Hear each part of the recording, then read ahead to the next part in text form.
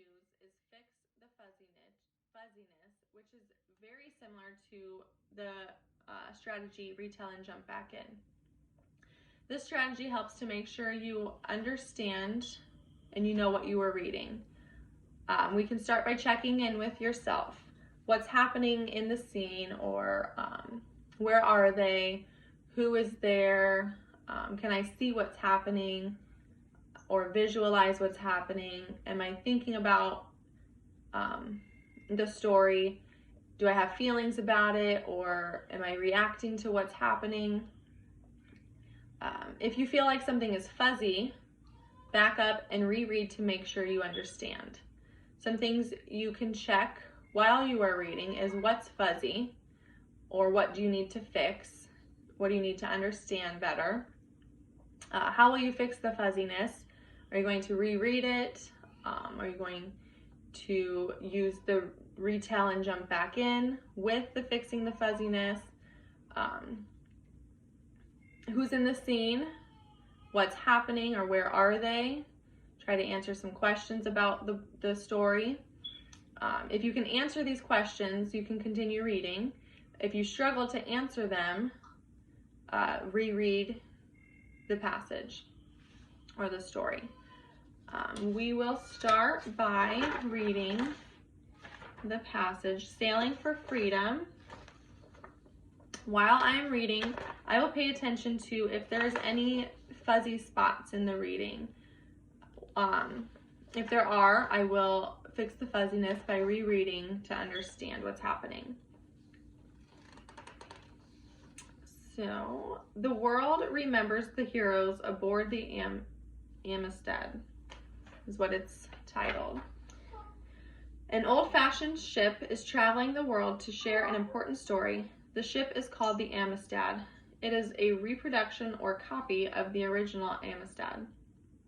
In 1839, a group of Africans was forced aboard the original ship.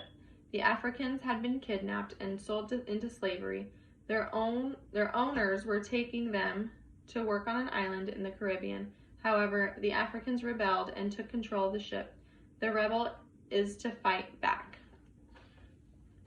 So I'm going to pause here and I'm going to ask myself what's happening in the story, or who's in the scene, or where are they, or any other important questions. So I know that it's about a ship, the Amistad, and it's about Africans who were forced on the ship and taken to slavery. And I know it was happening around the Caribbean. I know the Africans fought back. So I think I understand what's happening here, so I'm going to continue. The Africans wanted to return home. They tried to steer the ship back to the Sierra Leone.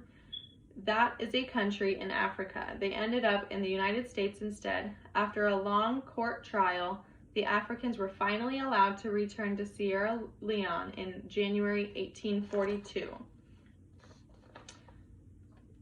So if I pause here, could you tell me what was happening? I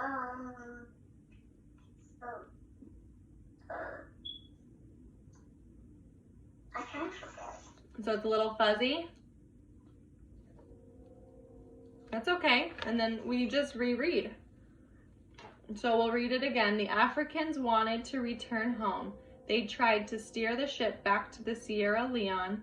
That is a country in Africa. They ended up in the United States instead. After a long court trial, the Africans were finally allowed to return to the Sierra Leone in January 1842. So could you retell what was happening? Any parts of it? You need to see it a little better. This one right here. People were trying to get food. Mm-hmm. Yeah, they're trying to get free and they're trying to get home. Good.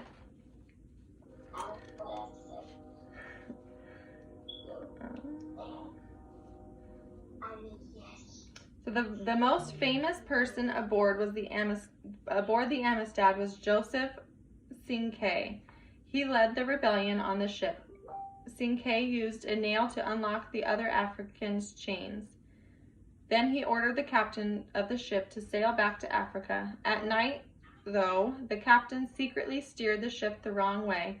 That is how the Amistad ended up in the United States.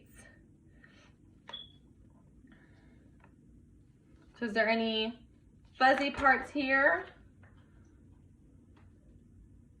Or are you able to retell it? Or is it fuzzy? It's fuzzy, so we can reread it again. The most famous person aboard the Amistad was Joseph Sinkay. He led the rebellion on the ship. Sinkay used a nail to unlock the other Africans' chains. Then he ordered the captain of the ship to sail back to Africa. At night, though, the captain secretly steered the ship the wrong way. That is how the Amistad ended up in the United States. Is it still a little bit fuzzy, or are you able to retell any of it? It's a lot more fuzzy. It's a lot more fuzzy. Well, if I were to retell it, I would say that Sinkay was a famous person who led the rebellion on the ship. He helped get the other Africans' chains unlocked. He tried to get the captain of the ship to sail back to Africa, but the captain ended up going to the United States instead. Let's read some more. The Africans were put on trial in the United States. Some people thought they should not have rebelled. However, the U.S.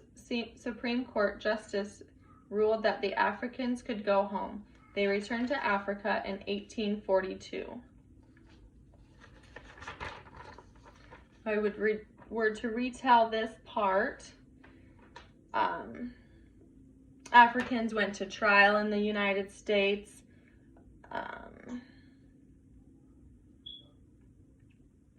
The U.S. Supreme Court Justice said that they could go home, so they returned to Africa. So now you will read your own book, and as you're reading, pay attention to what you know is happening. Retell what's happening at the end of the paragraph or the end of the page, and then continue reading if you understand what's happening, or reread what is fuzzy.